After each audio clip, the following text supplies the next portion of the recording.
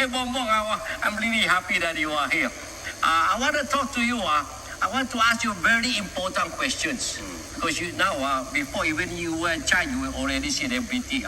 Your father is a president. Now you are yourself a congressman. That's right, yes. So we talk about important serious matter. If you want, yes. Okay. What is your favorite color? My favorite color is blue. Blue. Why blue? I don't know. I suppose it's just something I picked up while I was in England. You know. You're in England. They are particularly sympathetic to the color blue for some reason. And how is it studying in England? What's the difference between ecosystem in England and Philippines? Number one, it's very, very cold in England. It gets very cold in the winter. And the system is very different because it's more intensive. You have to board, you have to be in the dorm, and you study not the whole day until the evening. The whole day you study? Yes. And it's all supervised. What do you study about? How to get out of this school? So what did you finish in England? I finished studies in politics, philosophy, and economics.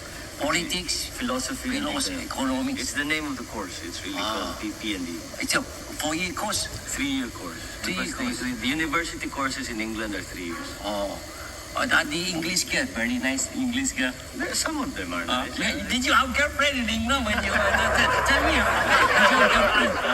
That's a state secret. State secret. Hey, okay, who's your favorite actor? My favorite actor right now, the Filipino especially, I like Robin Padilla. Robin Padilla? He's great, yeah. Really? In spite of all the trouble he gave you? That's off the screen. I don't know about that, but I think he projects a very interesting image. As a common man? And yes, the common man. Movies, yes. Okay. And I know him too. Seems to be an okay guy. Okay. Hey, you're watching interview with Congressman Marcos on very important issues now, huh? What's your favorite flower? What's your favorite flower? I am partial to roses. Roses? Why do you like roses? I don't know. That's what the ladies seem to like. So you give the roses. Yes. Okay, who is your favorite? How many girlfriends did you have before you got married? Another state secret. Another state secret. Maybe you might be watching. Maybe she's watching now. Incidentally, you married already, no? I'm married. I've been married for just over a year.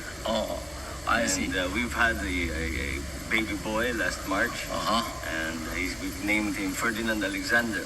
Why Alexander? Alexander the Great? Because of Alexander the Great. He was a great hero of my father's and eventually of mine. So I thought it would be ideal to name him after Alexander. Ferdinand Alexander. Alexander, yeah. Okay, that's nice, huh? Yeah. Okay, let's talk trivia matter now. This too much of the serious matter. Let's talk trivia matter. What are you doing for your province, Ilocos, as congressman? I don't think that's so trivial. That's probably the most important thing. Really? That's important? Okay, let's talk about important. What are you doing for Ilocos? Well, what we are trying to do is Ilocos is still based in agricultural development. That's our economy. And we have to move it more towards light industry, like food processing and things like that. And secondly, I am looking very hard at alternatives to tobacco. Because the tobacco market in the world is very, very crowded, especially the Chinese have come in, the PFP, the People's Republic have come into the world market very strongly. And they raise tobacco also in China? China is the largest producer and consumer of tobacco. Then now they've entered the market, the price is very low, and I think the health consciousness is also going to be a effect on tobacco. This drive on cigarette smoking, di ba? Maybe it will, I don't know if it will, but maybe it will affect our sales. So we have to find alternative livelihoods, alternative crops, alternative agricultural products so that we can prepare ourselves for what might be a declining world market. This tobacco industry in Ilocos, how much percent is this contributing to income of Ilocos? The tobacco industry is probably the single largest industry. So maybe 80% of all income of Ilocos? I don't think quite. We also grow garlic. We also grow onions. So we have, and now we started growing tomatoes. So.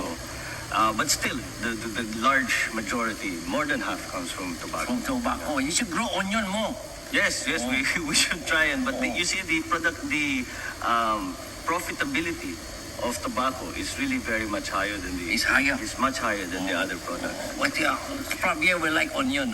Because Yes, I think because they say even in the people who belong to the striking in strike, in onion there is strength. That's why you look up onion. Very good for the health. I'll keep that in mind. Oh, in onion there is strength. Okay, next thing. You look like I don't know how you look like your father or your mother. When I was younger, everybody said that I look like my mother. You look like your mother. But now more and more people say I remind them of my father. So I really don't know. I think maybe my physical face looks a little like my mother, but my mannerisms maybe might be a little Look like more your like my father. Yeah. Is the saying true to you? Kung in Tagalog they say, kung ano ang puno, siya ang bunga. Oh yes, I believe so. You believe so? I believe so because the English have a saying that has the same thrust that the fruit does not fall far from the tree, and I The think fruit does not fall far from the tree. yes. So That's very nice. Huh? Yes, it's a similar sentiment, and I think it is. So what of your father are you? What things of your father did you get? And what of your mother did you get? I don't know. I think what from my father I got the love of books and study. I think is what I got from my father. He taught me very much that it's important to always be learning, to be always trying to improve your mind, and also to be. He would also always talk about the perfect mind in a perfect body was the idea. Perfect man. So he would tell me to study hard and exercise and then keep myself in good shape, etc., etc. My mother taught me how to appreciate perhaps the more human face. Like buying a lot of shoes. This is maybe theoretical only. You're now congressman of Ilocos, no? Ilocos, because you are Marcos. Okay. And now in this light of the HR revolution and all that thing, maybe you won only because you run in Ilocos. What if you run in Tarlac? Maybe would you win in Tarlac? I'm not qualified to run in Tarlac. Why not? It's in Batak, but. I don't know. I mean, if I was allowed to spend time in Tarlac, if I was allowed to meet with the leaders and talk to the people, Would you have won in Tarlac? I would take my chances. You I would. would certainly take my chances as long as it's a straight and even race. I don't think there's any need to be afraid of anybody. Hey, speaking about taking chances, I heard some rumor that you're running for senator. I heard the same rumors. You heard it also? We both heard the same rumor. Okay. It came from these listings that people made of the lineups, and sinasama nila ako. So I'm very flattered, of course, and it's something that many people have brought up and have said that I should think about. So According to what you and I heard, the rumor, tell me, is that rumor true? I don't know yet. We don't know yet. This is something that we must think about very hard. It's a very serious decision.